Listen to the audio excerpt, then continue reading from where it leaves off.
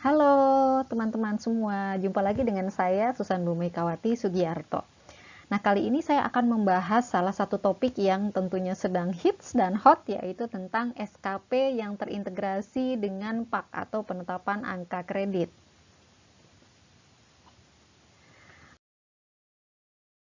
Oke, kita mulai ya teman-teman semua. Nah, yang pertama tentunya dasar hukum dulu ya, yang menjadi fondasi eh, pemaparan saya pada malam hari ini ya. Nah, dasar hukum yang digunakan yang pertama adalah Permen Pan RB nomor 6 tahun 2022, kemudian Permen Pan RB nomor 1 tahun 2023 dan Peraturan BKN nomor 3 tahun 2023.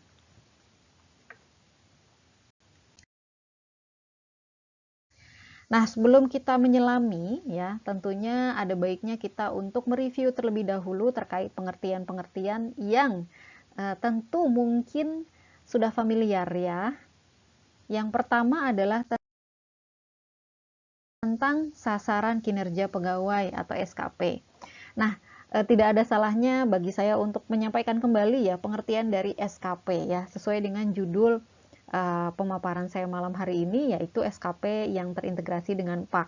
Nah, SKP menurut Permen Pan RB nomor 6 tahun 2022 adalah ekspektasi kinerja yang akan dicapai oleh pegawai setiap tahun ya. Nah, sedangkan ekspektasi kinerja itu sendiri apa sih? Ya, masih berdasarkan regulasi yang sama, ekspektasi kinerja adalah harapan atas hasil kerja dan perilaku kerja pegawai. Jadi dia sepaket ya, teman-teman. Jadi ekspektasi kinerja itu ada hasil kerja yang merupakan output dari kinerja kita dan juga perilaku kerja ya, yang mana perilaku ini menyertai kita ya. Dia sudah satu paket, dia sudah menempel. Jadi kita tidak bisa hanya berkinerja saja menghasilkan suatu output yang luar biasa tapi attitude kita tidak berakhlak. Nah, tentunya dia harus satu paket ya, outputnya luar biasa, kemudian perilakunya juga berakhlak. Nah, itu baru ASN yang jempolan ya teman-teman. Nah, sementara angka kredit adalah nilai kuantitatif dari hasil kerja seorang pejabat fungsional. Nah, ini adalah istilahnya takaran ya, takaran dari apa yang sudah kita kerjakan ya. Jadi dinilai gitu ya, apa yang output-output dari hasil kerja kita itu nilainya berupa angka kredit. Nah, tentunya angka kredit ini hanya berlaku atau hanya diberikan kepada pejabat fungsional saja. Nah, sedangkan angka kredit kumulatif adalah akumulasi nilai angka kredit yang harus dicapai oleh pejabat fungsional sebagai salah satu syarat kenaikan pangkat dan jabatan ya. Kalau tadi angka kredit itu belum apa ya, istilahnya belum merepresentasikan angka kredit yang cukup untuk digunakan sebagai syarat kenaikan pangkat dan jabatan. Nah, untuk kenaikan pangkat dan jabatan itu harus ada angka kredit kumulatif dulu ya. Berarti dia dijumlahkan atau diakumulasikan dari angka kredit yang kita peroleh di periode-periode sebelumnya. Nah, sementara koefisien angka kredit ini adalah target angka kredit minimal yang harus dipenuhi setiap tahun pada setiap jenjang jabatan. Nah, berarti kalau jenjang jabatannya muda, ya pasti dia koefisien angka kreditnya akan berbeda dengan koefisien angka kredit seorang JF pertama ya. Begitu pula JF utama akan beda dengan koefisien angka kredit bagi JF Madya. Jadi setiap jenjang dia punya koefisien angka kredit yang berbeda-beda. Nah, ini koefisien angka kredit ini menjadi kunci penghitungan angka kredit berdasarkan predikat kinerja.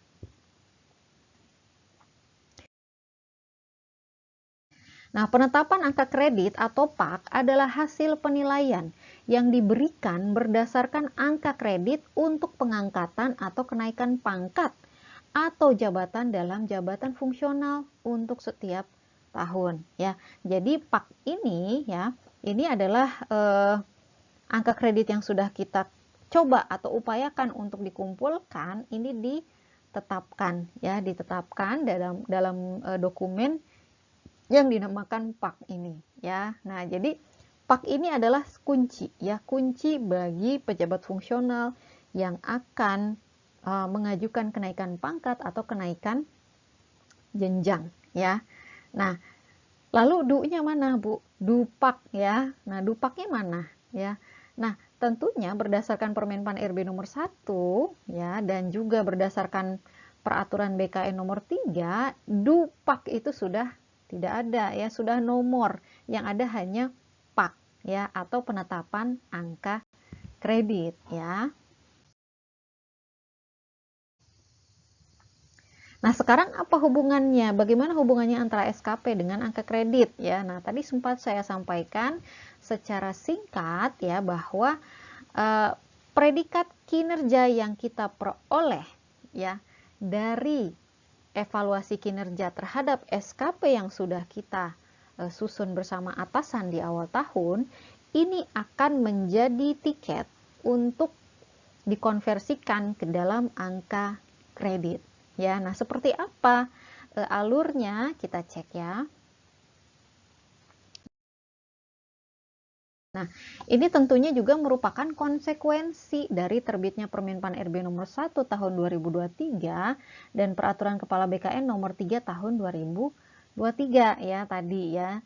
Nah, karena terbitnya dua regulasi tersebut, yang pertama konsekuensinya adalah jabatan fungsional tidak menyusun dupak lagi. Dupak sudah tidak ada, tapi pak masih ada ya. Lalu yang kedua, SKP tidak disusun berdasarkan butir-butir kegiatan selaku jabatan fungsional lagi. Jadi SKP itu tidak plek ketiplek butir-butir kegiatan lagi ya, atau tidak harus ya plek ketiplek butir-butir kegiatan ya. Karena dengan terbitnya Permenpan RB nomor 1 tahun 2023 ini merevisi atau merekonstruksi seluruh regulasi tentang seluruh jabatan fungsional ya. Jadi yang pada awalnya SKP ini plek ketiplek butir kegiatan, sekarang tidak mesti plek ketiplek butir kegiatan ya. Itu yang pertama. Yang kedua, SKP sesuai dengan Permenpan RB nomor 6 ini berdasarkan output, jadi hasil kerja ya. Sementara butir-butir kegiatan itu bahasanya bukan bahasa output ya. Kalau saya biasanya menyebutnya bahasa Indomie. Nah, bahasa butir-butir kegiatan itu bukan bahasa Indomie, melainkan bahasa aktivitas. Nah, jadi kalaupun Bapak Ibu ingin ya menggunakan atau masih merefer kepada butir-butir kegiatan selaku JF sebagai bahan penyusunan matriks peran hasil dan SKP, itu diperbolehkan. Akan tetapi alangkah baiknya apabila bahasa butir-butir yang merupakan bahasa aktivitas itu dikonversikan dulu menjadi bahasa atau dikonvert dulu menjadi bahasa Indomie alias bahasa hasil. Lalu yang ketiga, angka kredit ya, karena konsekuensinya tadi SKP tidak mesti plek-ketiplek butir ya. Berarti angka kreditnya itu diperoleh dari predikat kinerja pegawai. Nah, berarti predikat kinerja itu kan dia merupakan rating yang diperoleh dari hasil kerja plus rating perilaku kerja ya. Yang mana kedua rating itu menghasilkan predikat kinerja. Jadi bukan diambil dari butir per butir lagi, melainkan dari rating hasil kerja plus rating predikat kinerja menghasilkan predikat kinerja pegawai ya. Lalu konsekuensi yang keempat adalah angka kredit tidak dinilai oleh tim penilai angka kredit, melainkan dinilai oleh atasan langsung.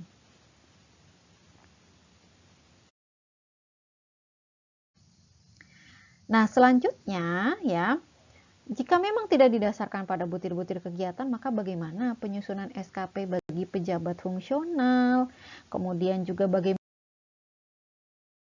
dengan angka kredit pejabat fungsional, diambil dari mana, dan bagaimana dengan PAK ya bagi seorang pejabat fungsional. Nah, angka kredit bagi pejabat fungsional merupakan konversi dari predikat kinerja ya, yang sempat saya sampaikan tadi, di mana predikat kinerja tersebut diperoleh dari hasil penilaian kinerja yang dilakukan oleh atasan langsung sebagai pejabat penilai kinerja. Nah, ini di sini kita bisa memahami ya, bisa dipahami bahwa angka kredit ini dikonversi dari predikat kinerja yang mana predikat kinerja tersebut diperoleh dari hasil penilaian kinerja. Nah, siapa yang melakukan penilaian kinerja? Ya, tentunya adalah atasan langsung.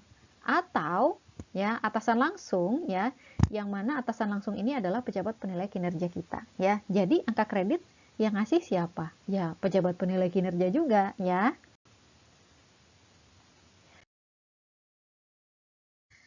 Oke, jadi kita review nih. Nah, tadi berarti hubungannya sudah cukup jelas ya. Yang pertama, seorang pejabat fungsional menyusun dulu SKP ya, yang mana SKP ini adalah ekspektasi kinerja ya, yang terdiri dari hasil kerja dan perilaku kerja, yang mana penyusunan ini harus dilakukan dengan dialog kinerja beserta dengan pejabat penilai kinerja kita. Jadi urun rembuk gitu ya. Kita berdialog untuk menyusun SKP. Baru dari SKP ini nanti akan dievaluasi. Hasil evaluasi kinerja itu akan menghasilkan predikat kinerja baik periodik maupun tahunan. Nah, dari predikat kinerja periodik maupun tahunan ini nanti akan keluar atau diperoleh angka kredit ya, dikonversi ya menjadi angka kredit. Nah, penyusunan SKP sesuai dengan Permen Pan RB nomor 6 tahun 2022, ini baik bagi pejabat pimpinan tinggi, fungsional maupun pelaksana, ini didasarkan pada dialog kinerja yang intens dan berkelanjutan antara pimpinan dan pegawai. Jadi SKP ini tidak lagi plek-ketiplek butir-butir kegiatan, yang mana kalau kita nyusun atasan nggak tahu juga nggak apa-apa. Nah, tidak seperti itu ya. Jadi sekarang kita harus dialog kinerja supaya betul-betul pas antara ekspektasi kinerja atasan atau pimpinan dengan output yang nanti kita hasilkan. Jadi tidak melenceng kemana-mana. Nah, terkait dialog kinerja itu sendiri, mungkin secara singkat saya angkat kembali ya. Jadi dialog kinerja ini bertujuan sebagai proses penetapan dan klarifikasi ekspektasi. Nah, jadi si ekspektasi atas hasil kerja dan perilaku kerja ini bisa diklarifikasi ya. Jadi kita tetapkan dulu di awal tahun, kemudian nanti kalau di tengah tahun berjalan ada perubahan-perubahan force major yang nggak bisa kita cegah, yang di luar kontrol kita, misalnya ada pemotongan anggaran dan lain sebagainya, itu bisa diklarifikasi ya. Nah, selanjutnya proses ini itu akan menentukan nanti rencana kinerja kita seperti apa ya. Kemudian perilaku yang diinginkan oleh atasan kita terhadap kita itu seperti apa ya, seberapa berakhlak gitu ya perilaku kita. Kemudian juga nanti akan menentukan sumber daya yang diperlukan, karena untuk menghasilkan rencana kinerja kan pasti kita butuh resources ya. Nah, resources apa aja yang kita perlukan? Nah, yang tentunya ini harus didiskusikan juga dengan atasan langsung kita. Kemudian skema pertanggungjawabannya seperti apa, seberapa sering kita harus melaporkan, bentuk laporannya seperti apa, ini juga didiskusikan dengan pejabat penilai kinerja kita. Dan yang ketiga adalah konsekuensi atas pencapaian kinerja pegawai ya. Jadi kalau saya berhasil mencapai rencana kinerja, konsekuensi positifnya apa dari atasan langsung saya, dan kalau saya gagal atau tidak mencapai rencana kinerja, dan berarti dari atasan langsung saya konsekuensi negatif yang diberikan kepada saya itu seperti apa gitu ya. Nah, selanjutnya, nah ini semua tentunya harus mengacu pada 6 variabel ini. Yang pertama adalah Renstra, yang kedua adalah perjanjian kinerja unit kerja, yang ketiga organisasi dan tata kerja, yang keempat rencana kinerja pimpinan, kelima berdasarkan kompetensi, keahlian dan keterampilan pegawai, kemudian yang keenam adalah prioritas ya dalam rangka pencapaian kinerja organisasi atau unit kerja pimpinan.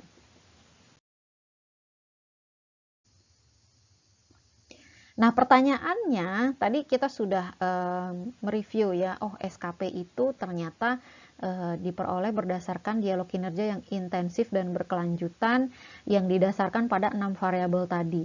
Nah, kemudian apakah berarti butir-butir kegiatan sebagai pejabat fungsional itu tidak boleh digunakan lagi? Nah, sebetulnya butir kegiatan JF itu dapat dijadikan referensi apabila memang sesuai dengan ekspektasi pimpinan berdasarkan dialog kinerja. Cuma catatannya ada dua. Yang pertama harus sesuai dengan ekspektasi pimpinan pada saat menyusun matriks peran hasil ya. Dan yang kedua bahasa butir kegiatannya tidak boleh, jangan plek ketiplek dengan bahasa butir kegiatan yang ada di Permenpan JF ya. Jadi bahasa butir harus diubah dulu menjadi bahasa Indomie atau bahasa hasil. Nah, sekarang kita akan menuju ke topik konversi angka kredit. Itu seperti apa sih konversi angka kredit? Nah, alurnya seperti ini. Yang pertama, sebelum kita mendapatkan angka kredit, ya, yang pertama diambil dari predikat kinerja dulu ya. Predikat kinerja itu apa aja? Sangat baik, baik, butuh perbaikan atau cukup, kurang, dan sangat kurang ya. Jadi diambil dari predikat kinerja. Kemudian dituangkan dalam penetapan angka kredit. Jadi dari si predikat itu apa? Misalnya sangat baik, nanti itu dituangkan ke dalam PAK ya. Nah, lalu yang menetapkan PAK siapa? Yang menetapkan PAK adalah pejabat penilai kinerja ya, pejabat penilai kinerja atau atasan langsung kita ya. Kemudian yang keempat, setelah memenuhi akumulasi angka kredit ya, yang menjadi syarat kenaikan pangkat atau kenaikan jenjang jabatan setingkat lebih tinggi. Nah, barulah kita bisa barulah kita bisa pede ya atau confident untuk mengajukan gitu ya. Jadi misalnya kita sudah menghitung-hitung, oh saya kayaknya bulan ini udah cukup deh, untuk periode bulan ini kayaknya saya hitung-hitung cukup nih bagi saya untuk pengajuan KP atau KJ ya, kenaikan pangkat atau kenaikan jenjang. Nah, ketika saya merasa bahwa saya sudah cukup confident bahwa angka kredit saya sudah cukup, maka boleh diajukan pada bulan tersebut ya. Jadi nggak mesti nunggu akhir tahun ya. Jadi teman-teman itu mengira-ngira ya atau menghitung ya, bisa juga menghitung ya, menghitung kapan sih kira-kira angka kredit saya udah cukup nih akumulasinya. Kalau misalnya angka kredit saya udah cukup di bulan November, maka segera ajukan PAK ya, gercep ya gitu. Nah, kemudian poin selanjutnya, PAK disampaikan, ya, PAK atau penetapan angka kredit disampaikan oleh pejabat penilai kinerja. Karena yang menilai siapa? Yang menilai pejabat penilai kinerja ya. Jadi disampaikan oleh pejabat penilai kinerja melalui pimpinan unit kerja ya.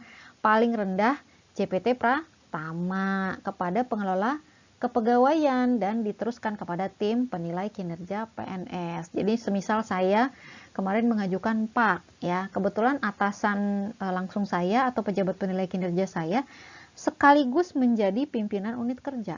Ya, berarti yang menandatangani beliau dan yang menyampaikan ke pengelola kepegawaian juga masih dari beliau. Seperti itu kira-kira ya. Nah, kemudian bagaimana cara penghitungan angka kredit ya? Jadi di sini ada dua contoh penghitungan angka kredit. Yang pertama adalah tahunan dan yang kedua adalah proporsional atau periodik. Nah, untuk penghitungan angka kredit tahunan ini tentunya sebetulnya sudah sangat familiar dengan seluruh jabatan fungsional di seluruh Indonesia ya, yang mana kita para JF biasanya menunggu angka kredit itu di akhir tahun ya.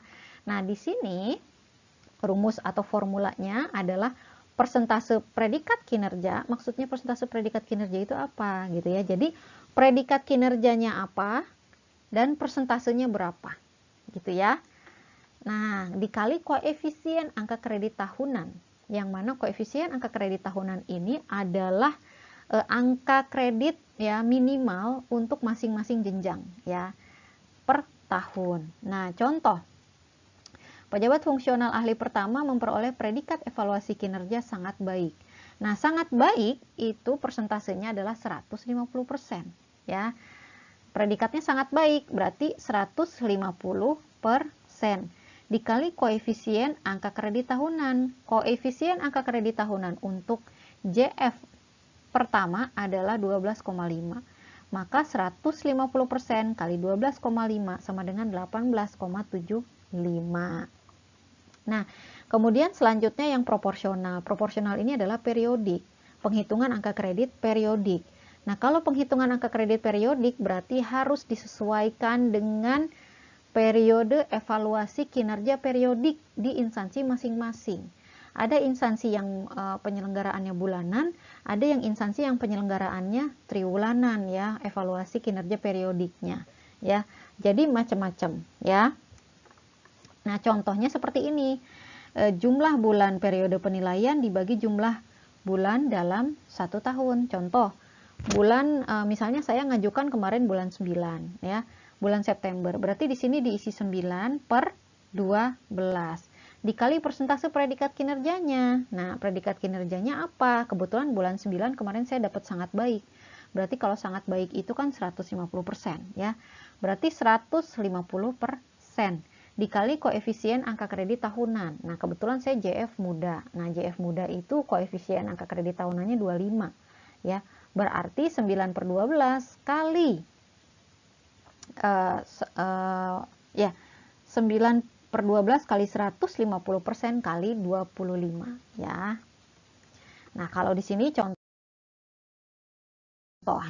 ada contoh yang lain. Nah, di tanggal 1 April ya 2019, Januari sampai dengan Maret 3 bulan, pejabat fungsional ahli pertama mendapat predikat butuh perbaikan 75%.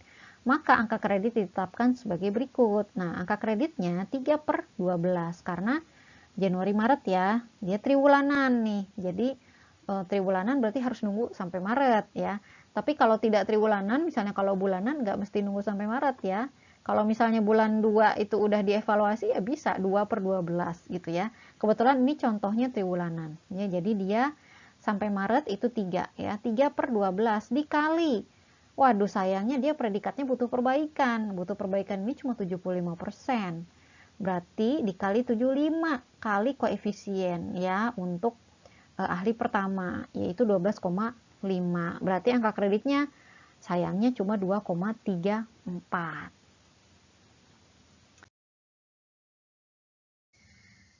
Nah, jadi di sini adalah angka kredit JF ya, koefisien angka kredit tahunannya untuk masing-masing jenjang ya, dari mulai utama sampai dengan pertama untuk yang keahlian, kemudian untuk keterampilan dari penyelia sampai pemula ya. Nah, di sini ada koefisien angka kredit tahunan dan juga angka kredit kumulatif minimal kenaikan untuk pangkat dan jenjang ya. Ini bisa dicek ya.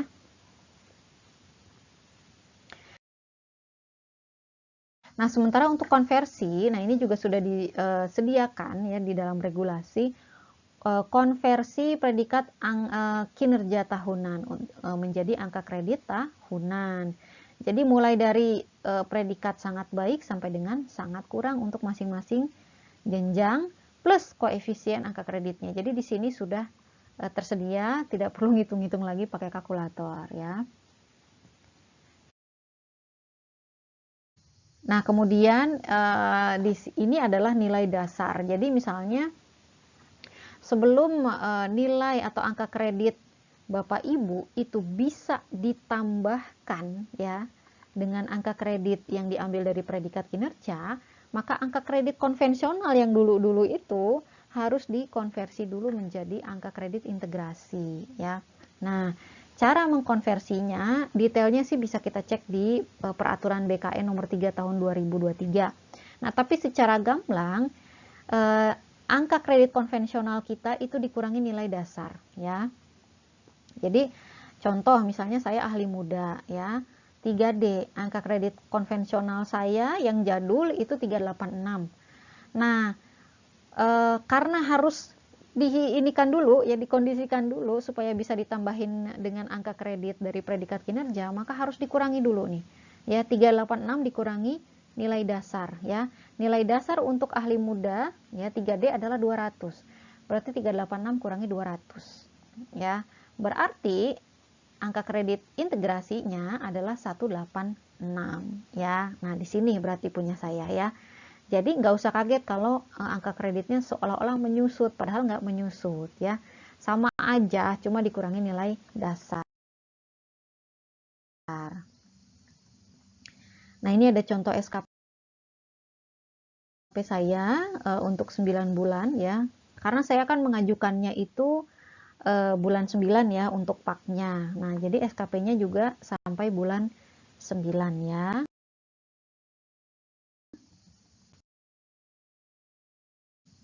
Nah, ini kira-kira SKP-nya. Nah, selanjutnya, nah PAK-nya kira-kira seperti ini.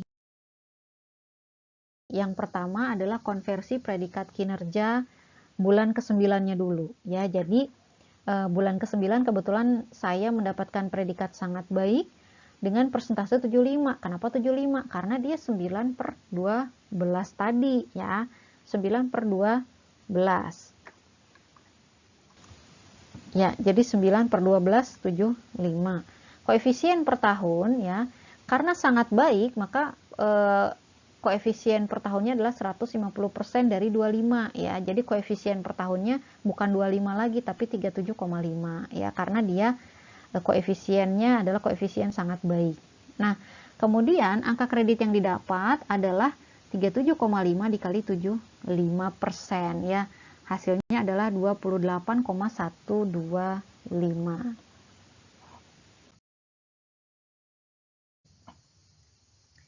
Nah, kemudian angka kredit periodik yang tadi kemudian diakumulasi dengan angka kredit integrasi. Nah, angka kredit integrasi tadi yaitu angka kredit konvensional saya dikurangi 200 tadi ya sebagai nilai dasar untuk JF muda ya. Jadi di sini ya yang tadinya gede 386 menjadi angka kredit integrasinya adalah 186. Ditambah yang tadi 9 bulan tadi yaitu 28 ya. Dan hasilnya adalah 215. Nah, kemudian lembar yang satu lagi adalah PAK-nya. Nah, ini PAK ini dikeluarkan oleh pejabat penilai oleh unit kerja saya ya, oleh pimpinan unit kerja ya. Dari suratnya ini adalah surat unit kerja ya. Lalu yang menandatangani di sini adalah atasan langsung saya atau pejabat penilai kinerja saya. Dalam hal ini adalah Kepala Pusat Pengembangan Sistem Seleksi ya. Jadi di sini beliau yang membubuhkan tanda tangan ya atau digital signature. Nah, kebetulan karena beliau ini juga pimpinan unit kerja, maka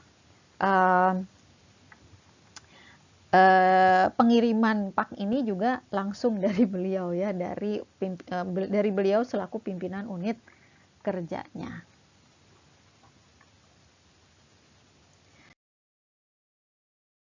Ya, mungkin demikian teman-teman semua. Sebelum mengakhiri pemaparan saya kali ini, mungkin ada sedikit pantun nih, pantun ya. Hantu dedemit pergi berlari, tidak terasa, tidak tersentuh. Mohon pamit, undur diri. Wassalamualaikum warahmatullahi wabarakatuh.